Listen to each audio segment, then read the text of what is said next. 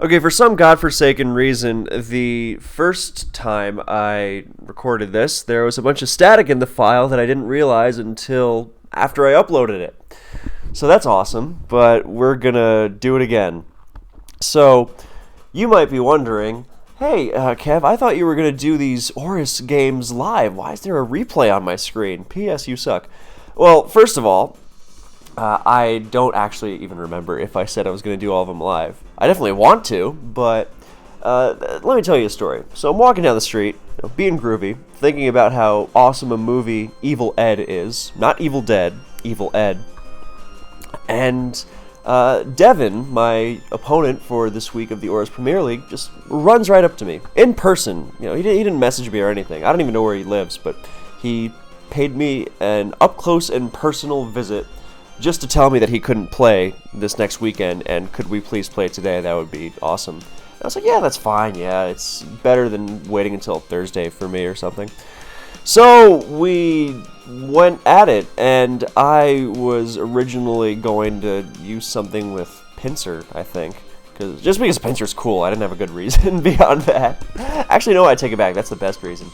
But the thing is that I did not have any Pincer teams built in recent enough memory to where I could recreate them on such short notice. And I was pretty sure if I tried to make one in the very short time before the battle, it was going to be a disaster. So I was like, you know what, I remember making a bunch of teams for my buddy Vileman last year. And I scrolled through all the stupid movie memes we send each other. You know those memes, God, I feel like such a zoomer. I feel young again, just saying the word meme out loud, because that's what people around me do a lot. Yeah, so, you know those memes where there's, like, the title of the movie inserted into a character's dialogue that's not actually there? Like a famous example is, like, nowhere in American Psycho do they say, oh my god, you're the American Psycho. But in the meme, then they, put the text over Jared Leto or Christian Bale or someone, and they just go like, oh my god, you're a real American Psycho. Stuff like that. Anyway, Vileman and I love those, and we send them to each other. I think my favorite one is, well, there's two. And we'll get to the game, I swear, by the way. But this is also really fun, and if you watch me, you're here for the rambling. And whenever someone leaves a comment like, just click the just play the battle, I want to watch the game. It's like, go look up the replay yourself. You don't need me to play the replay for you. Good lord. There I go again, arguing with imaginary people, but they're based on real people. Anyway, point being, so those memes, huh? Yeah, I feel myself getting younger by the second. I suddenly have the urge to go out clubbing until 5:30 in the morning. Nowadays I'm old, so I can only stay out till 4. Anyway, it doesn't matter. If the tunes are groovy, then that's all that matters. So, there's two. There's one from Taxi Driver where he's like, loneliness has followed me my whole life, in bars and cars. There's no escape. I'm God's taxi driver. I appreciate that one. The original line is, I'm God's lonely man. But the best one, maybe the best one, is this one from, I think it's one of the closing episodes of Neon Genesis Evangelion. I recently heard the English dub for the first time, so I actually know how to pronounce it now. And it's Shinji's mom, and her new quote is, I'm going to become the end of Evangelion. I really like that one.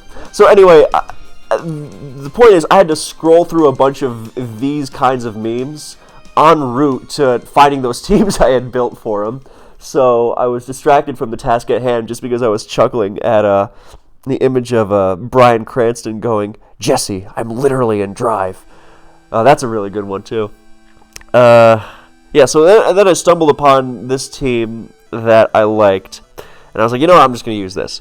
So part of the point of this video is looking back at the mistakes you made in battle, but also using the situations in the battle to inform things you could change about the team. And this video will have plenty of that, because the idea of this team is cool, and it's really threatening, and most offensive threats are handled, but it has some really noticeable spots that could be patched up.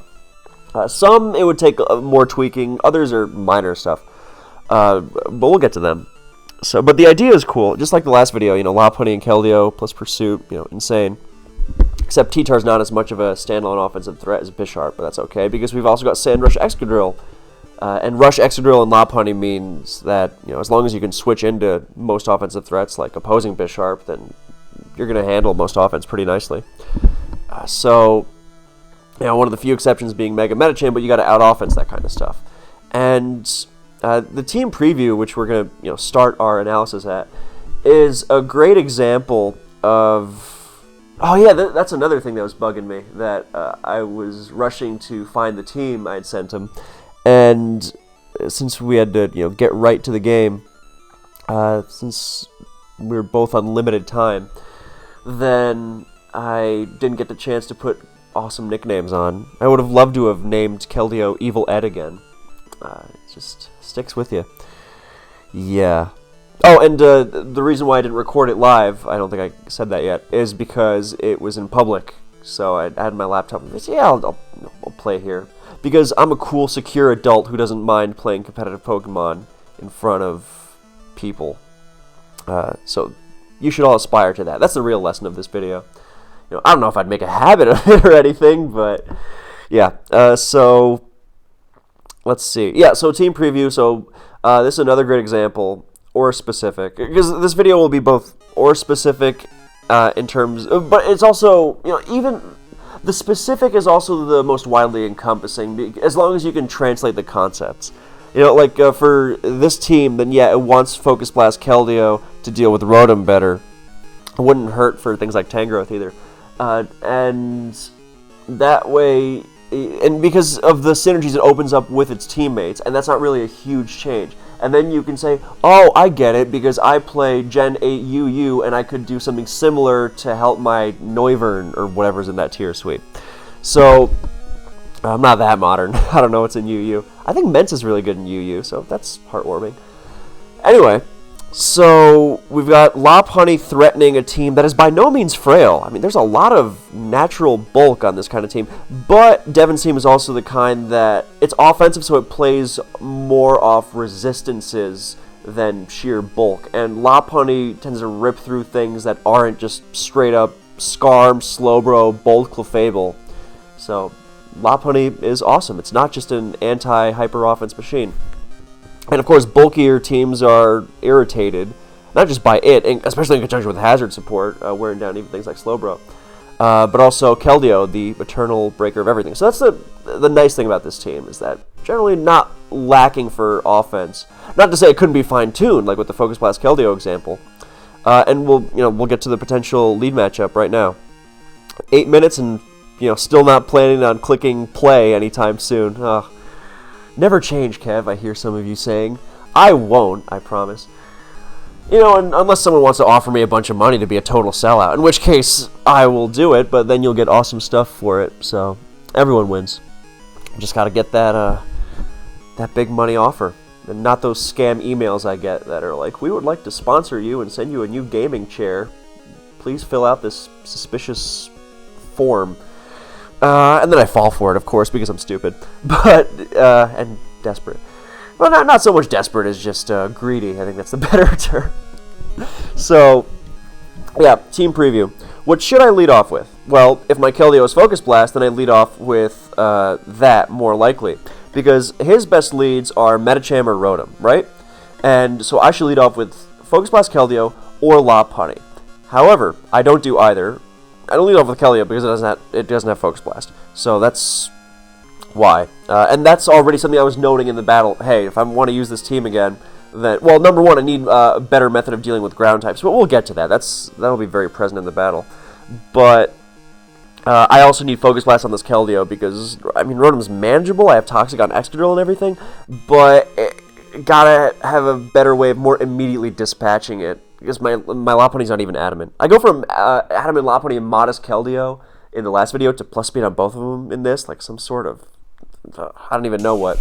I was trying to think of an insult from Goodfellas, and then I thought of all of them at the same time, and then I didn't say any of them.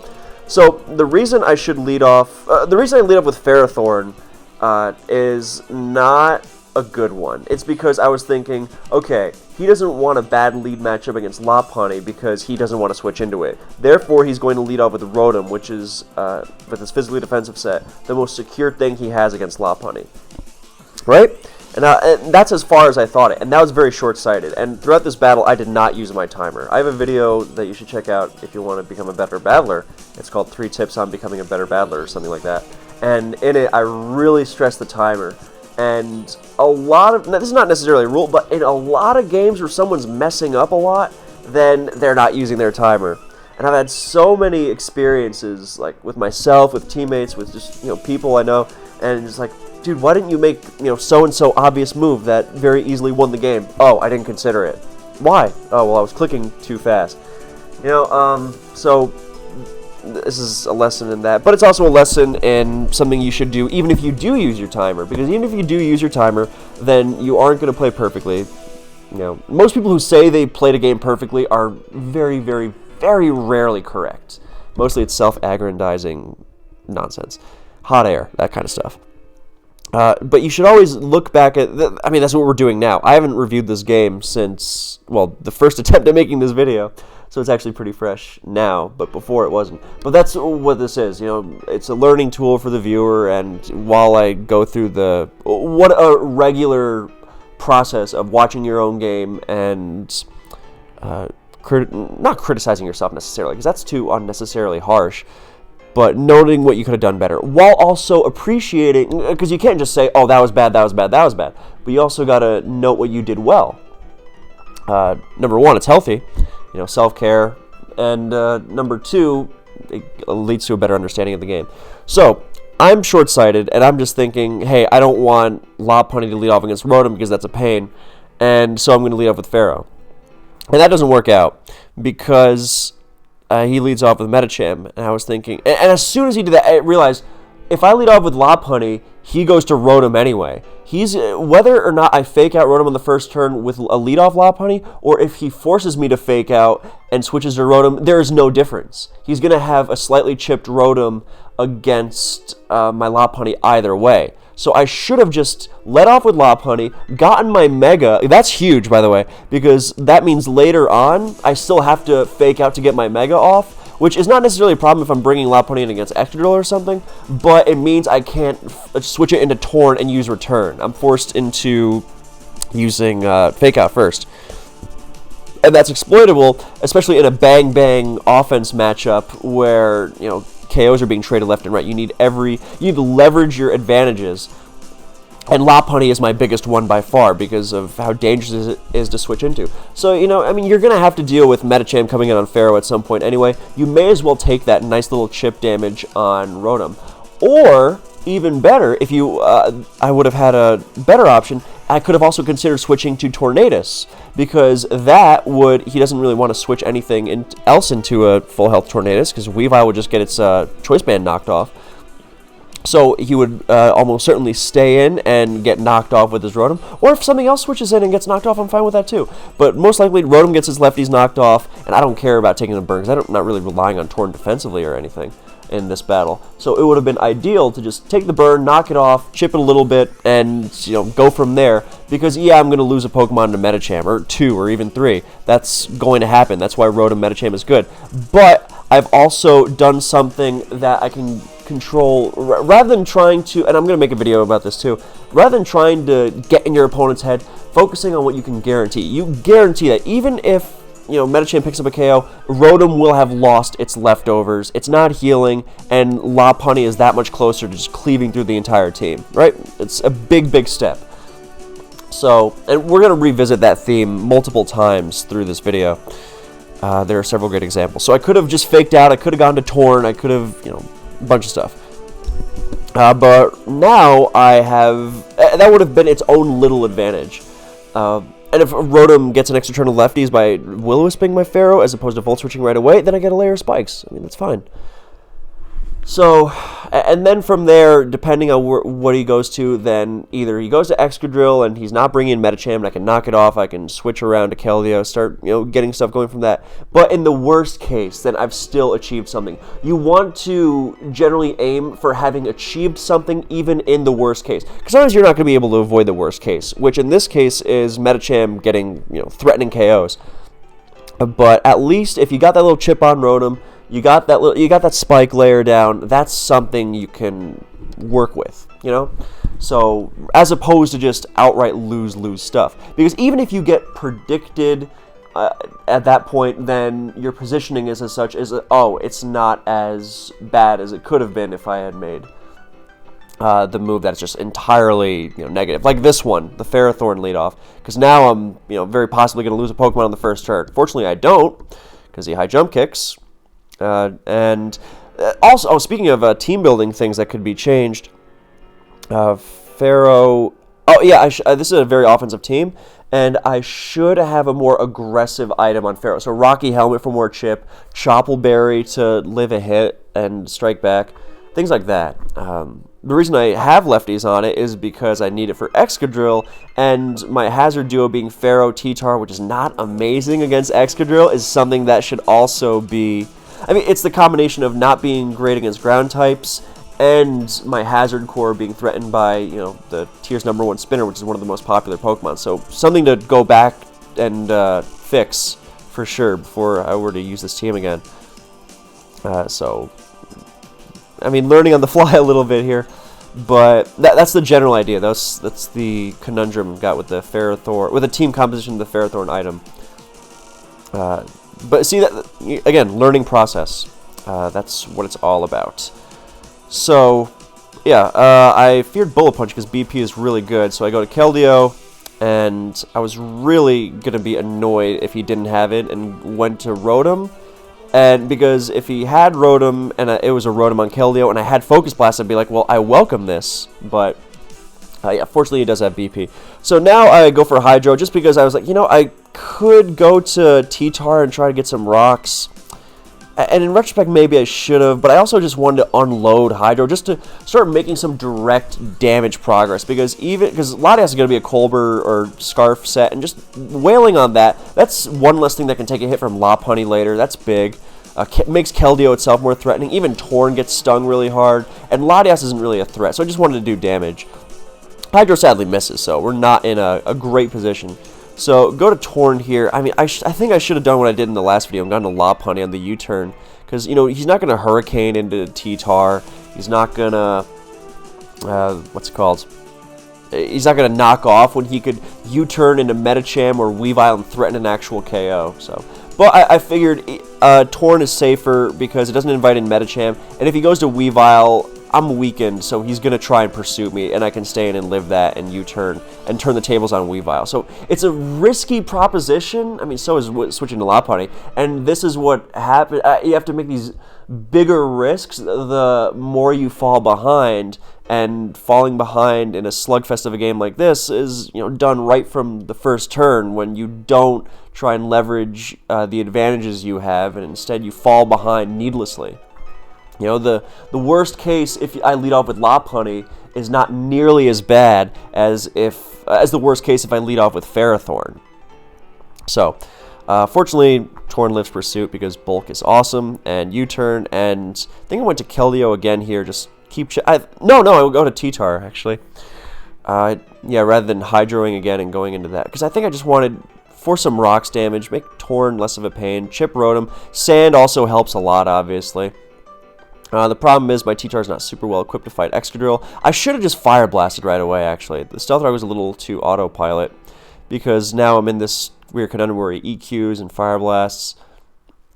But now again, I have to make another risky move in staying in and Fire Blasting again. Fortunately, get the roll, because I do have some special attack on it, just so it's not hitting like a total wet noodle. The T-Tar actually has a lot of physical bulk, because with Chople, it's supposed to live Mega Lopunny's high jump kick, so it can T-Wave it. But clearly it needs more. So, yeah, again, more to fix, and Yeah, at least he's playing very aggressively. He's U-turning with Torn. He's maintaining the advantage, so he's just gonna, rocks or spin there. So I felt, and it's not just a prediction game there. And we went going back to the whole scenario thing, which you can control.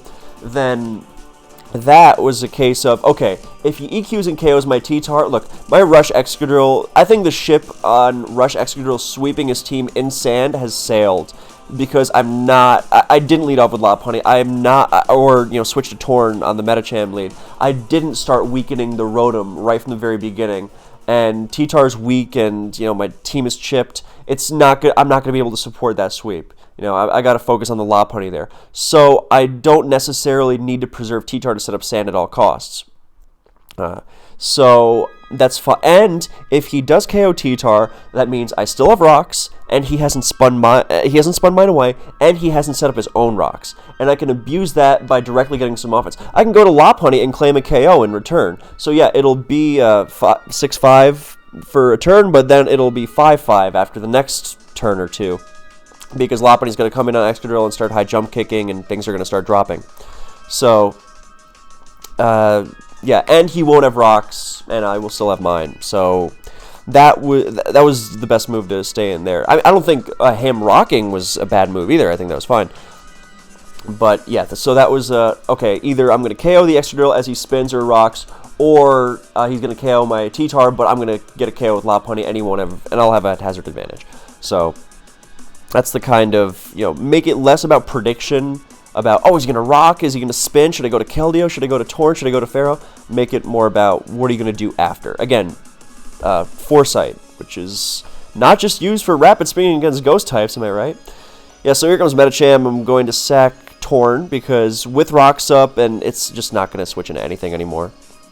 And it's better to, if I can preserve T-Tar to get sand, that's nice because chip damage.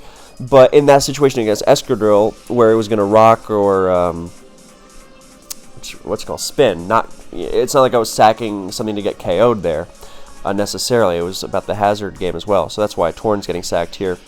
So now in comes Keldeo to fire off some more Hydro Pumps, and Torn switches in with rocks and eats a nice 60 from Specs Hydro. Good lord. And it's not even modest. Keldeo's amazing. Yeah, so would have really liked that first one to hit, but, So in comes Pharaoh, and I know I'm going to get U-turned on, and Medicham's going to come in, and that's when I'm going to sack T-Tar. I mean, what are the other options are pretty much just another, hey, switch to Lopunny, man. You got to get Lop in there. Look, like, Medicham's going to, get that chip on Rotom. Just yelling at myself from yesterday. Lopunny on that U-turn would have been perfect, and Rotom comes in, you fake, and then you go to Pharaoh, and then Medicham comes in and, high jump kick, all that other stuff, and you sack T-Tar, but you've already got your Mega, and you've got more chip on Rotom, aka the thing, we've explained already how Rotom is the only thing really holding this team from getting bowled over by Lop. Getting all their heads lopped off, am I right? So, I got to take some more risks as opposed to this. I mean, this is fine because it also, the Iron Barbs chip also does mean that his Torn is basically dead to everything. So, yeah.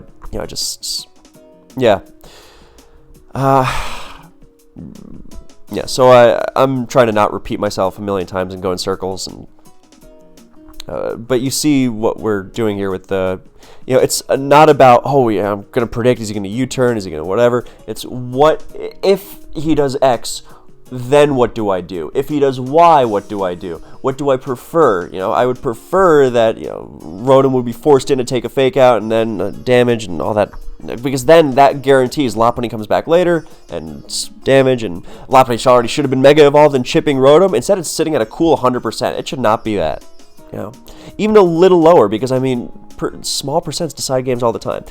So now, not everything is terrible, obviously, but it could be a lot better. That's the whole point of, there have been good moves in this game, too, but, it's the fighting from behind, or even if fighting from behind is at some point unavoidable, then it depends on how far you're coming back from, the moves you got to make to stay in the game. So, high jump kick, just barely KOs T-Tar through the Chople. And now I'm going to go to Keldeo with Rocks and Sand, and now this is going to claim a KO too, unless he wants to go to Latias. And I hope he goes to Latias, because then he's got a bunch of battered Pokemon, and Lopunny's going to have an even easier time cleaning up. So, but he just goes to a Weavile. Scald takes it down, and yeah, so here comes Rotom. Okay, so now we've got another position. So now we can also use the idea of positioning to suss out our opponent's likely moves. So here we've got a thing of, is he going to Volt Switch? Is he going to Will-O-Wisp? Is he going to Hydro Pump? Well, Volt Switch would be great on Pharaoh, and great on Keldeo, obviously, and not great on Excadrill, in case Excadrill wants to come in on Volt Switch and get a Spin-Off or a Toxic or something like that. But rather than get into a prediction war, because then we can just... no, he's going to go for a Will-O-Wisp, because that's his best move against all three. Because if he Will-O-Wisps Keldeo, yes, Rotom will take more damage, and that's dangerous for Lopunny. But Latias can Healing Wish to Rotom, and Medicham, he's guaranteeing damage on Keldeo, Pharaoh, or Excadrill with the burn, right? And if Keldeo takes the burn and the sand, then it's on it's a really fast ticking timer. And eventually, it's not only going to be able to switch in so many more times before Medicham finishes it off with Bullet Punch. Even from low range, it's going to be really low, and it won't. Every time Keldeo wants to actually go for a KO, then it's going to suffer that nasty 12.5. So even if I go for a Scald and get a crit burn or something, as long as he hits that Will-O-Wisp, then that would be very good for him. So that's why I know I don't want to predict that he's going to Hydro the Excadrill. Why would he, when he can just hit everything with Will-O-Wisp? So it's not about, I'm in my opponent's head. It's about, okay, you get it. I'm sorry to, no, I'm not sorry. I'm explaining here. Okay, so the answer to, well, do you want to go to Excadrill and then spin or like Toxic the Rotom? And well, no, because you can bring Excadrill in on Latias later and then Toxic Rotom on the switch, whereas you're still, it doesn't seem worth it, especially because the plan is go Pharaoh, and if you go on the Will-O-Wisp and then T-Wave, and Torn or Latias or Medicham gets ruined, most likely Medicham. And this was actually something that was good, because now, by T-Waving the Medicham, which he doesn't know I have, then he is going to be put into a bad position. Also, it's not just about I can Toxic the Excadrill later, it's about I can actually use the Excadrill as a threat later in conjunction with Lop and Keldeo, whereas Ferrothorn's defensive capabilities aren't really useful at this point, because its defensive capabilities end up turning into a KO opportunity for Medicham. So, you don't want that. And instead, you can just T-Wave the Medicham. And now, Latias will either be able to Healing Wish Rotom after it takes a beating from Lopunny, or it's going to Healing Wish Medicham and get rid of the paralysis. But right now, it can't do both. And paralyzing Medicham is big, because now, even after Sand runs out, Excadrill will still outrun it. And Rotom is the only thing that can take a hit from Lopunny, and once it takes that hit from Lopunny, it can't withstand Excadrill, and then Excadrill will win, right? If Medicham is paralyzed. But if Rotom's still going to take that hit, and Latias has to sacrifice itself, and Tornadus, it's going to go down soon as well.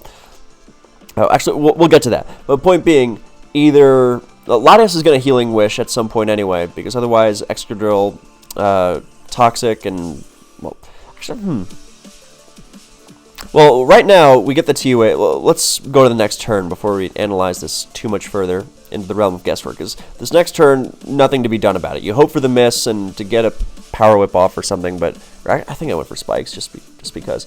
Actually, no, yes, Spikes, so when Medicham comes back in later, then it's in Lopunny return range. But, yeah.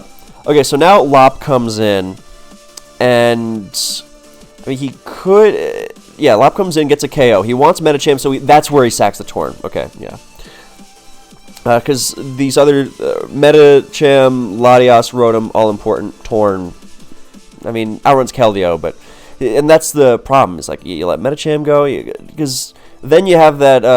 replace Paralyzed Medicham with Torn as, Pokemon that doesn't do so great against Excadrill and Lopunny. So, they can potentially clean... house for each other. So return goes down. Okay, so now Rotom comes in. Because Latias can come in, but then Excadrill comes in, and then he doesn't know I'm not Mold Breaker. I mean, you can suspect it's Sandrush, but it seems safer to go to Rotom, I think. He does something very smart, by the way. He had a full timer, and he went all the way down to 60 seconds before going down to Rotom. That means he was mapping out all the... See, it's not about prediction at that point. It's if he this, then I that. You know, if he goes to... So I was doing the same. If he goes to Rotom, I High Jump Kick. If he goes to Latias, I Excadrill. You know, stuff like that. You know, even if he goes to Latias, maybe I attack. Just mapping it out. What happens if I stay in and he does this? Okay, I don't want that. And if I switch to Excadrill and he doubles to Rotom, am I still in the game? Yes. Okay, I can Toxic it. I can spin, you know, Iron Head. Yeah, there's a lot of potential. You know, I can pivot to Keldeo maybe on a Hydro, then back to Excadrill and rack up poison damage, and then, you know, maybe get some Lopunny doubles in there. Just mapping out what happens if on so-and-so switch in. So that's very good. That's what the timer's for. So you got to manage your timer early on so you can actually use it later. So Rotom comes in, and look, the only option here is High Jump Kick, but that's what I want, actually, because it's the thing we talked about where now he can't handle Excadrill. And now he's got that Healing Wish conundrum with Latias. So, Wisp, and now I'm just going to go right for the return to go to that Latias, which is looking to Healing Wish one of Medicham or Rotom.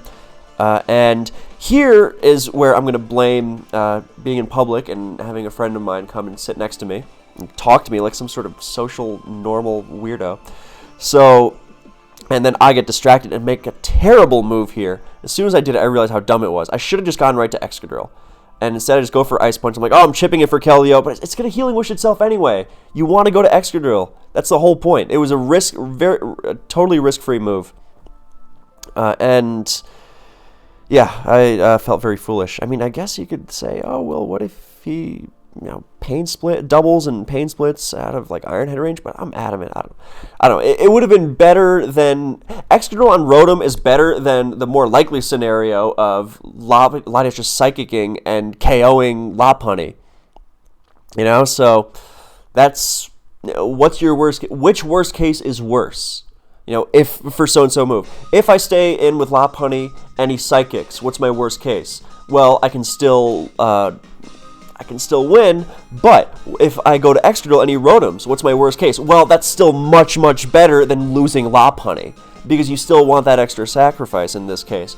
So, you do need that. So, the worst case if I go to Excadrill is not nearly as bad as the worst case if I stand with Lopunny. Hope that makes sense. If not, leave a comment, but I think it should. So yeah, I lose Lopunny like an idiot. Just, you know, by virtue of being a social butterfly, and, well, in this case, I was being an idiot, because I wasn't being good at being social or at the video game, so, what a wonderful double whammy. So now I go to Excadrill, and now he's got that choice of Healing Wish to Medicham or Rotom, and we're focusing on my mistakes in this video, so we're not going to analyze which one was better. But if he goes to Medicham, I just need to hit 2 Hydro Pumps with Keldeo, or get a high roll with Scald, but, you know. Well, I mean, Hydro Pumps, and if he's going with High Jump Kickers and Headbutt to hit Keldeo and not Thunder Punch, then he can miss 2. So, not just hitting 2 Hydros, but you get the idea. Anyway, oh, he's also got a High Jump Kick, hit High Jump Kick against Excadrill, so actually even better odds. So yeah, now go to, now it's Keldeo. And if Rotom had been Healing Wish, then I would have Toxiced, Iron Head flinched, and then Medicham was in range of, potential range of Secret Sword. But so with Sword, KO, Crit, Full Para, and Medicham accuracy, then not the worst odds. Also depends on how accurate his Rotom is against my Excadrill, and of course my Toxic against Rotom, and, you know, potential Iron flinches, stuff like that. So yeah, that could have been messy. Maybe Rotom was the one to go to, but I don't know. His timer went all the way down to 5. So whereas my timer, I don't think it showed up once on turn 18 when I decided to High Jump Kick the Rotom, which was actually a good move, because I was debating going for the Toxic on going to Excadrill and Toxic, and then I realized I can just High Jump Kick and get it similar. Yeah. So Hydro hits,